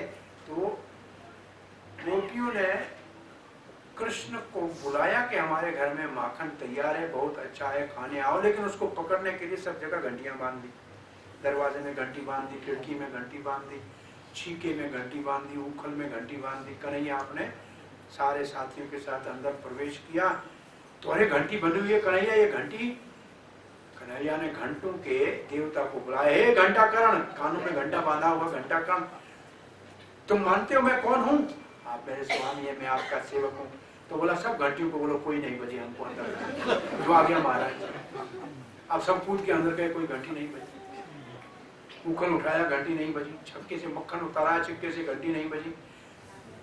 ग्वाल वालों को मक्खन दिया, घंटी नहीं बजी। बंदरों को मक्खन दिया, घंटी नहीं बजी। तो बंदर ऐसे मुंह कोई बिगाड़ रहा था। कन्हैया ने कहा मक्खन कहीं कल वाला खट्टा तो नहीं है, ये खा क्यों नहीं रहे? मैं चखते देखा हूँ। अपनी उंगली मुंह में डाली, सारी घंटियां जोर जोर से बजी। हे घंटाकर्ण, तुमको मना किया था, क्यों घंटियां बज रही हैं? घंटाकर्ण किसकी बात माने स्वामी, आपने शास्त्र में लिखा है भगवान को भोग लगे तो घंटी लगे। अब आपको भोग लगा है तो घंटी बजनी चाहिए। अब हम आपकी बात माने कि भगवान शास्त्र की बात माने? शास्त्र की बात प्रमाण है, आपने घंटी बजाई तो मना नहीं कर सकता हूं मैं, क्योंकि शास्त्र में लिखा है भगवान को भोग लगे तो घंटी बजे। तो शास्त्र का प्रमाण भगवान मानते हैं, इसलिए भगवान के लिए यह शब्द है आर्य लक्षण। आर्य लक्षण का मतलब शास्त्र की मर्यादा का पालन करने वाला। कितनी शास्त्र की मर्यादा की पालन करते हैं कि यज्ञ करना है, सीता नहीं है तो सोने की सीता बना के उसके बाद ही यज्ञ किया। तो हर जगह मर्यादा का पालन किया है भगवान ने। तो इसलिए भगवान के लिए यह शब्द लिखा है। हनुमान जी कहते हैं आर्य लक्षण शील व्रताय नमः। शील का मतलब ये है स्वभाव ऐसा होना चाहिए कि बच्चा आए या विद्वान आए, गरीब आए या शाहूकार आए, किसी को ये भेद न दिखे कि ये हमारे साथ भेदभाव कर रहे। इसको कहते हैं शील स्वभाव वाला। जैसे राम जी के पहले सखा निषाद है। निषाद का मतलब है जंगल में रहने वाला भील कोल। उसको गले लगा के अपना सखा, अपना मित्र कहते हैं। वो बचपन से मित्र है। शबरी के घर में जाके उसके जूठे फल खाते हैं। ये शील भगवान का चरित्र है। सुग्रीव को मित्र बनाते हैं, विभीषण को मित्र बनाते हैं, ये उनका शील स्वभाव। कोई आदमी सामने आए तो उसके कहने से पहले उनसे बात कर लेते हैं ताकि उनको संकोच न हो। और प्रजा को पुत्र के समान मानते हैं राम जी। किसी को राम जी के सामने जाने में भय नहीं लगता है। लक्ष्मण दशरथ महाराज शिक्षा देते हुए कहते हैं राम जी अगर प्रजा आपसे भय करती है इसका मतलब आपके ऊपर उनको प्रेम और श्रद्धा नहीं है। प्रजा को पुत्र के समान, तो ये इसको कहते हैं शील व्रता। उनका व्रत कैसा था? उनके जीवन का व्रत कैसा था? शीलवान थे। शील, अद्भुत शील भगवान के जीवन में भरा हुआ है। और फिर है उपशिक्ष आत्मने। इसका मतलब है उन्होंने अपने मन और इंद्रियों को संयम में बना के रखा था। एक पत्नी व्रतधारी होने का कितना बड़ा व्रत रामचंद्र ने मर्यादा पुरुषोत्तम ने लिया। पिता के वचन को सत्य करने के लिए 14 साल वनवास में जाना कितना बड़ा इंद्रियों के ऊपर संयम है। कि कई माँ को राम जी ने कहा मैया लोग आपके ऊपर आरोप लगाएंगे, छोटा सा अयोध्या का राज अपने बेटे को दिया, इतना बड़ा वन का राज मेरे को दे दिया, आपने मेरे ऊपर बड़ी कृपा की। राम जी ने वनवास का पहले तो जब कैकेयी ने कहा कि आपके पिता ने पहले वचन में भरत को राज दिया है, तो राम जी का चेहरा खिल रहा है खुशी में। तो वहां लिखा है तीन शब्द पड़े, भानु कुल भानु। जब कहा आपको वनवास जाना है तो सूर्य के कुल में उत्पन्न सूर्य की तरह और प्रकाशमान हो गए। कोई उनके चेहरे पे ऊपर के राज लक्ष्मी जा रही है इसकी चिंता नहीं थी। तो ये ऐसा उनका शील चरित्र, इतनी इंद्रियां उनकी संयम है, मन और वाणी के ऊपर कितना संयम है उनका। होना तो भक्तों में संयम चाहिए, लेकिन भगवान इस अवतार में मर्यादा का इतना पालन किया है, कहीं मर्यादा का उल्लंघन होने नहीं दिया है। और फिर उपासित लोकाय नमः। वैसे उपासित का मतलब है पूजा करना। इसके दो अर्थ है। एक अर्थ यह कि अपनी प्रजा को ही अपना पूजनीय मानते हैं, प्रजा को ही अपना पूजनीय मानते हैं कि प्रजा का हित करना ही मेरा धर्म है, और प्रजा भगवान को ही अपना पूजनीय मानती है, राम जी को। ये दोनों के साथ लगेगा। और ये प्रजा को, एक तो सभा में राम जी कहते हैं देखो कहीं मेरे से कोई गलती हो जाए तो आप मुझे गलती के लिए बताना ताकि मैं उसको सुधार सकूं सभा के अंदर, कि सभासदों और प्रजा के प्रति उनका बड़ा आदर भाव है। प्रजा शब्द का अर्थ है पुत्र। तो प्रजा, उपासित लोकाय नमः। लोकाय, लोक जो सारी प्रजा है वो राम जी की उपासना करते हैं, और राम जी के लिए अपनी प्रजा ही उपासित है, अथवा उनके हित के लिए ही काम करते हैं। फिर कहते हैं साधुवाद निष्कणाय। साधुवाद निष्कणाय का मतलब क्या है? जैसे सोने को कसौटी के ऊपर कसते हैं तो पता लगता है कैसा सोना है। तो किसी के चरित्र को देखना है तो राम के चरित्र के ऊपर, कसौटी के ऊपर देख लो। ये ऐसी कसौटी है। हनुमान जी कहते हैं राम जी का चरित्र साधुवाद, साधु का चरित्र कैसा होना चाहिए, एक मर्यादा पुरुषोत्तम का चरित्र कैसा होना चाहिए, एक पुत्र का चरित्र कैसा होना चाहिए, एक राजा का चरित्र कैसा होना चाहिए, एक पति का चरित्र कैसा होना चाहिए, एक मित्र का चरित्र कैसा होना चाहिए। जो संसार में संबंध है उनके चरित्रों की कसौटी अगर चाहिए, जिसके ऊपर कस के देखना है, तो वो राम जी मूर्तिमान है। वो राम जी मूर्तिमान कसौटी है जिसके ऊपर बाकी सबके चरित्र को कस के देखा जाओ कि ठीक है कि नहीं ठीक है। इसका मतलब वो उदाहरण है राम जी। और फिर कहते हैं ब्राह्मणाय देवाय, और ब्राह्मण से, ब्राह्मण का बहुत बड़ा सम्मान करते हैं, और ब्राह्मण भगवान का गुणगान करते हैं, और भगवान ब्राह्मणों का गुणगान करते हैं। जैसे कहते हैं भगवान खाते किसके मुख से हैं, तो या तो अग्नि से के मुख से खाते हैं या ब्राह्मण के मुख से खाते हैं। गो ब्राह्मण हिताय जगत हिताय।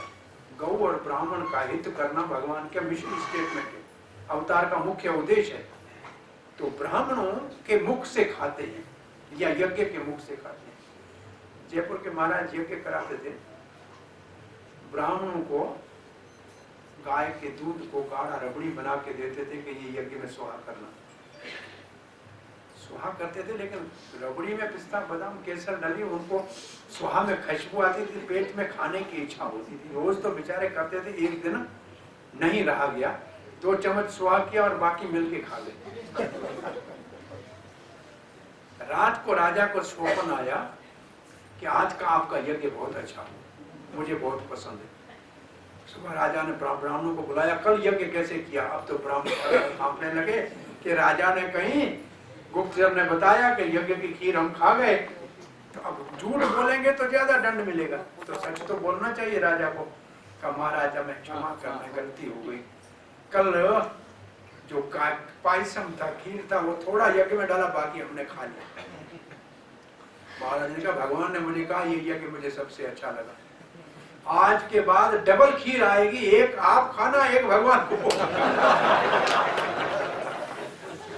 तो ब्राह्मण को नमो ब्राह्मण हिताय, ब्राह्मण का हित करना, देवाय। ब्राह्मण की भगवान मर्यादा में ब्राह्मणों का बड़ा आदर करते हैं और ब्राह्मण सदा भगवान की पूजा करते हैं। महापुरुषाय, ये भगवान महापुरुष है। वैसे महापुरुष की एक परिभाषा कह दो, महापुरुष वो जिससे सृष्टि सारी होती है। महापुरुष से ये सृष्टि होती है, सृष्टि का आदि पुरुष है। महाराजाय नमः इति, और राजा अधिराज ऐसा कोई राजा आज तक हुआ नहीं। अभी तक हमारे मन में राम राज का शब्द बसा हुआ है कि राम राज में जीते बाप के पुत्र की मृत्यु नहीं हो सकती थी, स्त्री विधवा नहीं हो सकती थी। तो ऐसा राम राज्य था कि लोग अभी तक उस राम राज्य को भूले नहीं है। ये हनुमान जी के मंत्र से उपासना है। अब एक और श्लोक का पाठ कर लेते हैं। ये शिक्षा है, ये भगवान की प्रार्थना है। अब शिक्षा है। मर्त्यावतारस तव इह मर्त्य शिक्षणम राक्षो वधाएव न केवलम विभो कुतो अन्यथा स्याद रमतः स्वात्मनः सीता कृतानि व्यसनानि ईश्वरस्य। हनुमान जी कहते हैं मर्त्य अवतारम, मतलब मृत्यु लोक में अवतार लिया, धरती के ऊपर भगवान ने अवतार लिया। तो तीन सिद्धांत समझ लेना चाहिए। जन्म और मृत्यु शरीर का होता है, शरीर जन्म लेता है, शरीर मरता है। आत्मा का आना जाना होता है अपने कर्मों के कारण, भगवान का अवतार होता है अपनी इच्छा से। तो भगवान मृत्यु लोक में अवतार लिया काय के लिए? यह इस संसार में केवल मृत्य शिक्षण, मानव को शिक्षा देने के लिए। राक्षर बधाए न केवलम विभु, विभु कहते हैं भगवान को। महान भगवान का केवल राक्षस को मारने का उद्देश्य नहीं था। भगवान राक्षसों को मारने के लिए नहीं आए थे, केवल शिक्षा देने के लिए आए थे, मानव को शिक्षा देने के लिए। भगवान को राक्षस को मारने के लिए अवतार लेने की जरूरत नहीं। भाई सुनामी आए, भूकंप आए तो किसी को मारने के लिए कोई भगवान को आने की जरूरत नहीं। भगवान आते हैं तो मुख्य रूप से एक तो भक्तों को आनंद देने के लिए आते हैं और कुछ शिक्षा देने के लिए। जब भगवान श्री कृष्ण का अवतार है तो भगवत गीता की शिक्षा पीछे छोड़ के गए, तो मुख्य शिक्षा देना उनका उद्देश्य था। असुर मारने के लिए भगवान पाने की कुछ आवश्यकता ज्यादा नहीं है।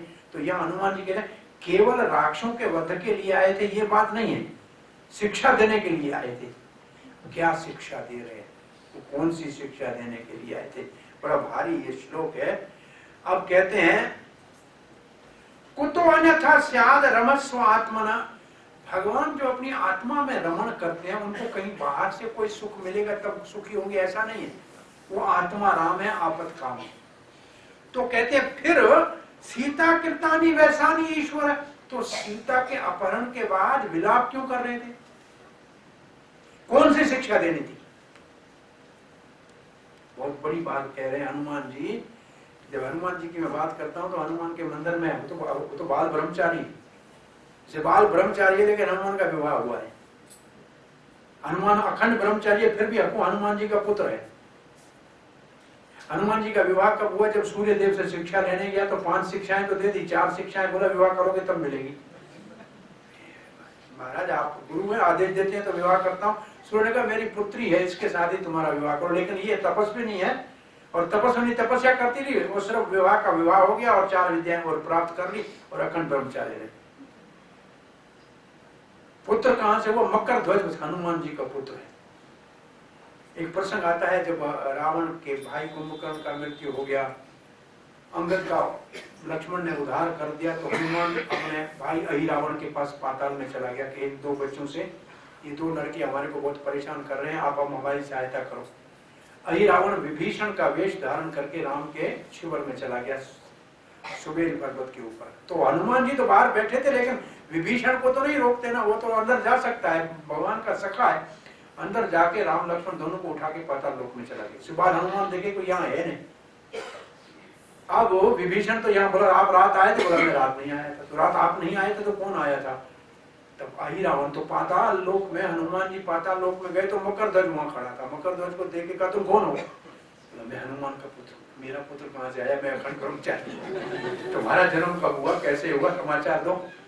तो जब आप लंका को जला के पसीने से समुद्र में जब पहुंच बुझा रहे थे तब आपका पसीना गिरा था और एक मगरी ने उस पसीने को पी लिया था। उससे ये मकर ध्वज में प्रकट हुआ हूँ और बड़ बलवान हूँ। बोला मैं तो फिर वो हनुमान तो मैं हूँ, तो मेरे ही पुत्र हो। बोला फिर पिताजी, बोला आप जिसकी रक्षा कर रहे हैं यही रावण हमारे आराध्य राम लक्ष्मण को यहाँ ले आए। बोला इनको मारना बहुत मुश्किल है, ये 5 दीप चल रहे हैं ना, जो 5 दीप एक बार बुझाएगा वही इनका प्राण निकाल सकता है। हनुमान जी उस मूर्ति के अंदर जाके बैठ गए जिस मूर्ति को अहि रावण राम लक्ष्मण की बलि देने वाले थे। वो राम लक्ष्मण को आगे बलि देने के लिए आए और मूर्ति को हनुमान जी ने दबा दिया। मूर्ति के अंदर से निकले, उनको उठा के मारने लगे, मरे नहीं। तब याद आया कि ये 5 दीप कैसे जले।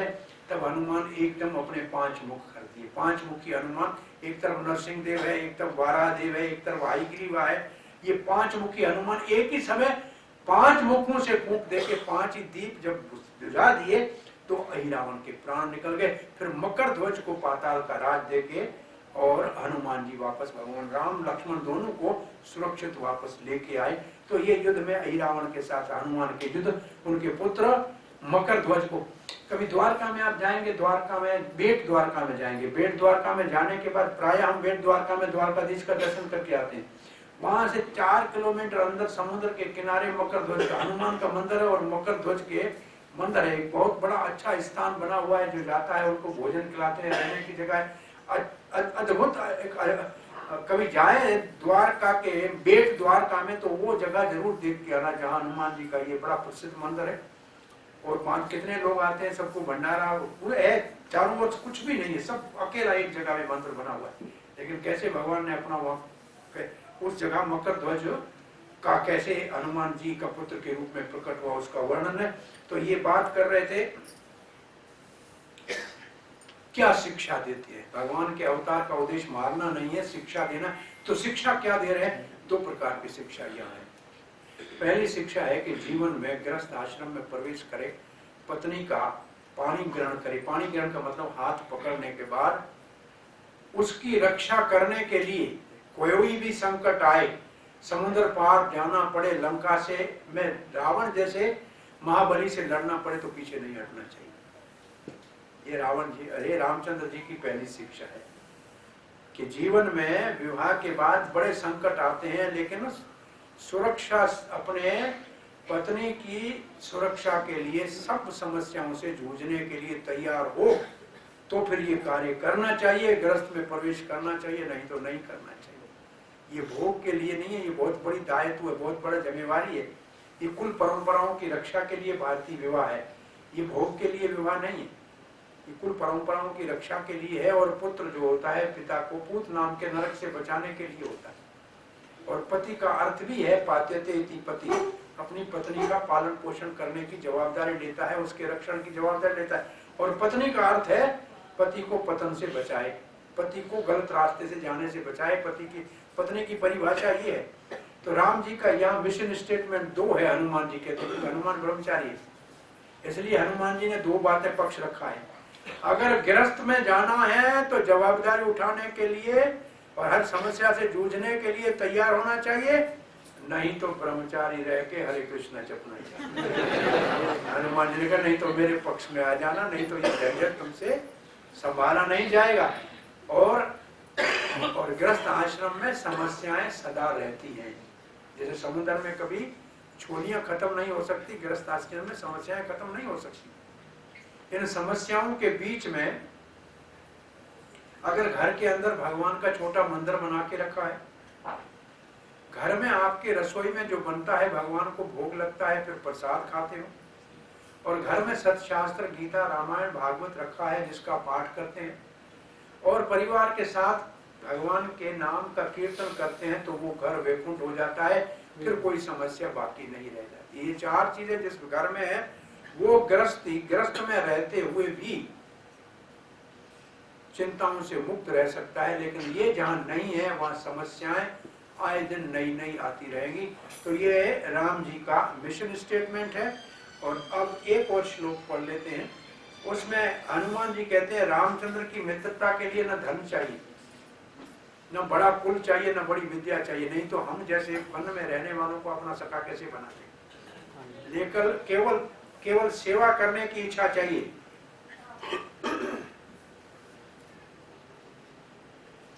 One cannot establish friendship with Supreme Lord Ramchandra. Sanskrit का पढ़ें तो अच्छा है। न जन्म न्यूनम महतो न सौभगम न वान न बुद्धि नाकृति तोष हेतु तैर यद्दा विसर्टम अपि नो वनो कसस चकार सख्ये वत्त लक्ष्मण अगरज। उच्च कुल में जन्म, बड़ी बुद्धि हो, विद्या हो, जरा ये भगवान के तुष्टि का हेतु नहीं है। भगवान को इनसे खुश नहीं किया जा सकता। कैसे भगवान को सुख, बोला हम वानर हैं, वनु कसा, वन में रहने वाले हैं, हमको भगवान ने सखा बना दिया। तो केवल भगवान को कैसे खुश कर सकते हैं? सिर्फ भगवान को खुश करने के लिए हृदय में भगवान की सेवा का भाव हो, प्रेम का भाव हो। अब हनुमान जी हम सबको एक अंतिम श्लोक में आदेश दे रहे हैं। सुरो असुरो पापी अथ वानरो नरः सर्वात्मना यः सकृतजम् उत्तमम् भजे रामम् मनुजाकृतिम् हरिम् य उत्तरान् अन्य कौशलान् दिवम् इति। अब हनुमान जी कहते हैं सुर हो या असुर हो, देवता हो या राक्षस हो, वानर हो या नर हो, अब ये सब देख रहे हैं कि असुर होते हुए सुग्रीव ने भगवान का भजन किया, तो असुर भी भगवान का भजन कर सकते हैं। असुर हो या सुर हो, देवता तो भगवान का वैसे भी अनुगामी है। वानर हो या नर हो, सर्वात्मना अपने सभी प्रकार से यह सकृत जम उत्तमम, सुकृत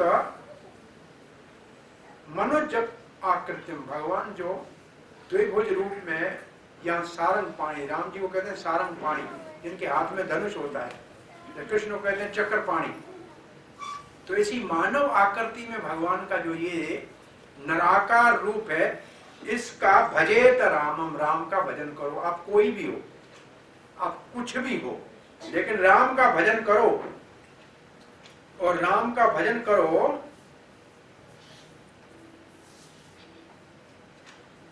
क्या करेंगे? राम का भजन करोगे तो बोले अपने धाम आपको ले जाएंगे। राम जी जाते समय पूरे उत्तर कौशल को अपने साथ अपने साकेत धाम ले गए।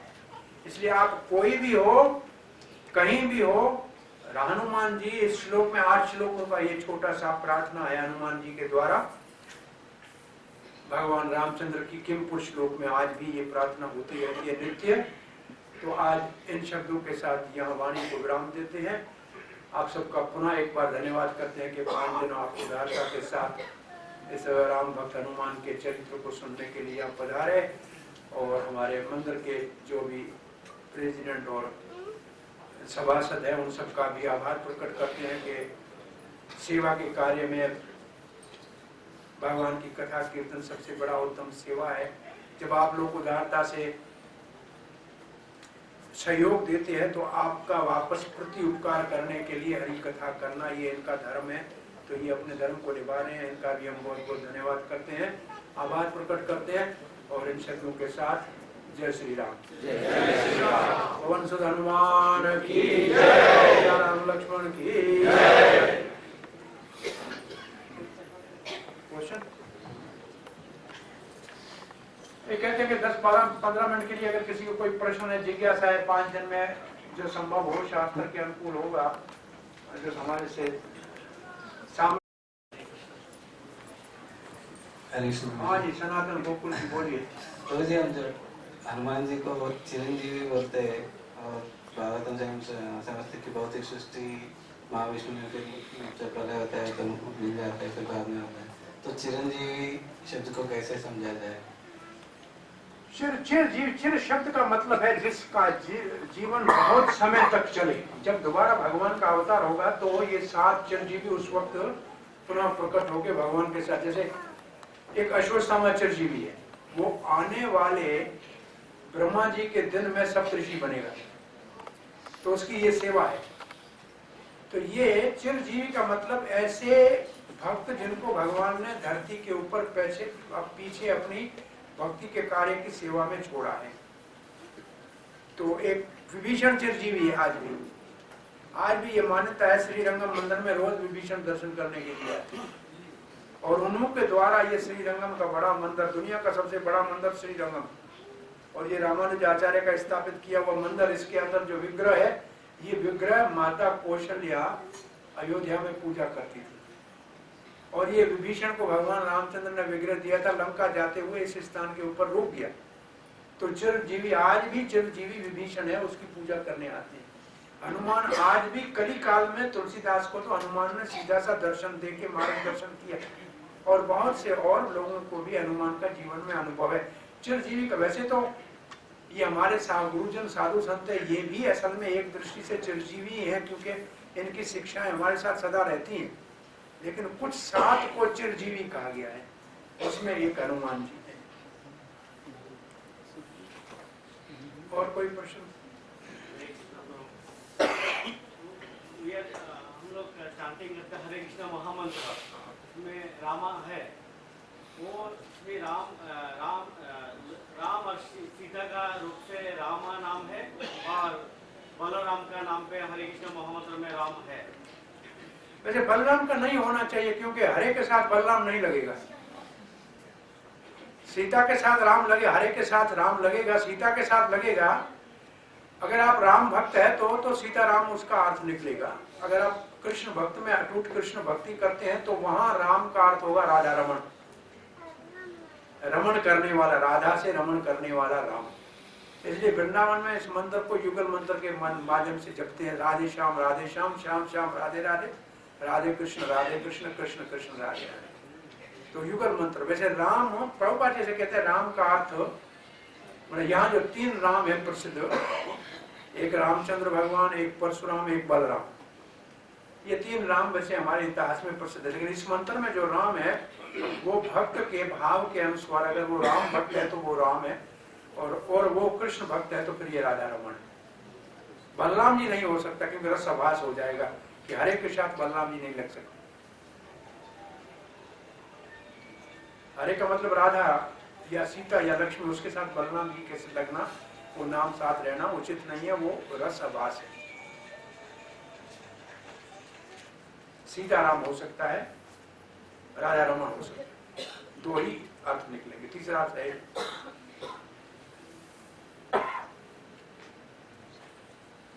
और कोई प्रश्न? प्रभु जी, अभी आप ऐसे जैसे कि बोले कि भक्ति करने से भगवान प्रकट होते हैं, तो अभी कलयुग में भगवान प्रकट होने का मतलब कैसे प्रकट होते हैं? भगवान हमारे ऊपर कृपा करते हैं, इसका प्रमाण है कि भगवान अपने भक्त का हमको मेलाप करा लेते हैं। भगवान के प्रकट का सबसे सरल और उत्तम है कि भगवान का कोई भक्त आपको मिल जाए जो भगवान से मिलाने का रास्ता बताए। ये सरल से सरल भगवान की कृपा इस धरती के ऊपर देखनी है तो भगवान के भक्त के साथ मुलाकात होगा, तभी आपको भगवान के साथ परिचय कराएगा। इसलिए चैतन्य महाप्रभु ने शिक्षा देते हुए रूप गोस्वामी को कहा है, ब्रह्मांड भ्रमिते कोई भागीवान जीव। ब्रह्मांड में कितने ही लोग जन्म ले रहे हैं, मर रहे हैं, कोई भाग्यशाली है। बोलो कौन भाग्यशाली है? गुरु कृष्ण प्रसादे पाए भक्ति लता पीछे। भगवान की कृपा होगी तब कोई साधु गुरु मिलेगा। तो प्रभुपाद जी उदाहरण देते हैं, ध्रुव महाराज भगवान के पास जा रहा था, भगवान को ढूंढने जा रहा था, लेकिन भगवान ने नारद जी को भेज दिया। तो नारद जी ने ध्रुव को भगवान को मिलाया। परीक्षक महाराज भगवान के लिए जा रहे थे गंगा तट पे, सुखदेव महाराज को भगवान ने सुखदेव महाराज को भेजा, जिसने भागवत को सुनाया। तो जब हमारी भगवान को पाने की इच्छा होगी तो भगवान कैसे हमारे साथ रेसिप्रोकेट करेंगे, वो प्रति कैसे कार्य करेंगे, वो किसी अपने प्यारे भक्त के साथ आपको मिलाएंगे जिससे आप भगवान के साथ अपना संबंध स्थापित कर सकें। यही भगवान के साक्षात प्रकट का कलयुग में साधन है। और कोई प्रश्न? हाँ भैया। लंबा है और ये हम खेती वाले, खेती करने वाले हमारे पिताजी तो कुछ कारण से एक्सीडेंट में मारे गए, लेकिन उसके पास जो विधि थी, शक्ति थी, ज्ञान, सोलह शास्त्र, तत्व विद्या, 64 कला, ना उसको गुरु है ना कुछ शक्ति है, ये कैसा प्राप्त होगी? हाँ, एक जन्म नहीं, एक जन्म का ये नहीं है। कभी कभी ऐसे होता है, जैसे वृत्तासुर के जीवन में हमको भागवत में मिलता है, इस जन्म में तो असुर थे लेकिन अगले जन्म में इतनी भक्ति की हुई थी कि वो इस जन्म में सब शक्तियों का सार उसके पास था। तो ऐसे कुछ लोग सामान्य हो दिखते हैं लेकिन पूर्व जन्म की बहुत कोई तपस्या की होती है तो उनके अंदर सब सिद्धियां आ जाती है। वो तो है, हाँ, वो मानना ही पड़ेगा हमको, क्योंकि ऐसी पानी में कागज का टुकड़ा डाला, जन्म कुंडली तुम्हारे सामने आ गई। पानी में के टुकड़ा लगा हो तो पानी कागज का लिख के आता है जन्म कुंडली। हाँ, ये शक्ति। और मैं खुद गाड़ी चला रहा था 700 किलोमीटर नागपुर से नासिक तक, विठल रखमाई के मंदिर तक विदाउट पेट्रोल से चला है। ये कौन सी शक्ति है? बहुत अच्छा है। पुष्पक विमान बिना पेट्रोल के अयोध्या आ गया था, तब तो पेट्रोल की जरूरत ही नहीं थी। आपने तो 700 किलोमीटर 300 किलोमीटर मैंने बगैर टायर के गाड़ी मैंने चलाई। मैं सच बोलता हूँ, झूठ नहीं बोलता हूँ। गिरिराज महाराज मेरे साथ बैठे थे, मैं सुबह 4 बजे निकला, नवाब शाह से जाना था सखर, तो पीछे का टायर गिर गया, मुझे पता नहीं टायर खत्म हो गया, रिम खत्म हो गई, बगैर टायर के मैं गाड़ी ले गया। तो बिना तेल के भी चलती है, बिना टायर के भी चलती है। राम जपो और सुखी रहो।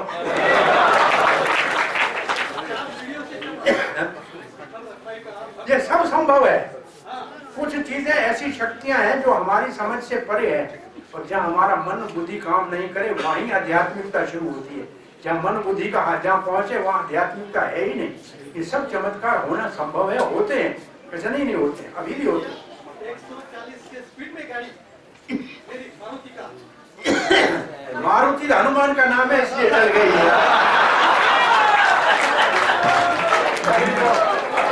मारुति ये नाम ही हनुमान से आया है, नहीं तो इतनी पतली है जिसको ये रखता है उसकी मार होती है।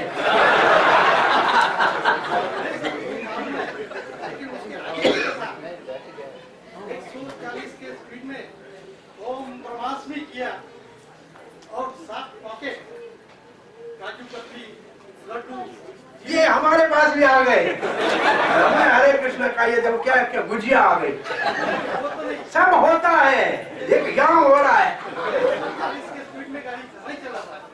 वाह वाह। और 1-1 लीटर की बोतल पानी की, बिस्लरी वाटर, 7 किस्म के 7। इसको कहते हैं योग सिद्धियां।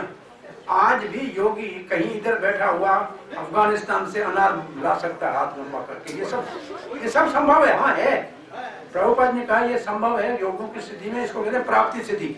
ऐसे हाथ लंबा करके अभी चाहे तो बम्बई का जो हलवा ला के यहाँ आपको खिला सकता है। अरे तो ये हमने तो यहाँ प्राप्ति सिद्धि से नहीं, लेकिन हरे कृष्ण मंत्र के कृपा से यहाँ प्रसाद बुला लिया, लीजिए और आनंद लीजिए। हरे कृष्णा हो गया भाई। Hare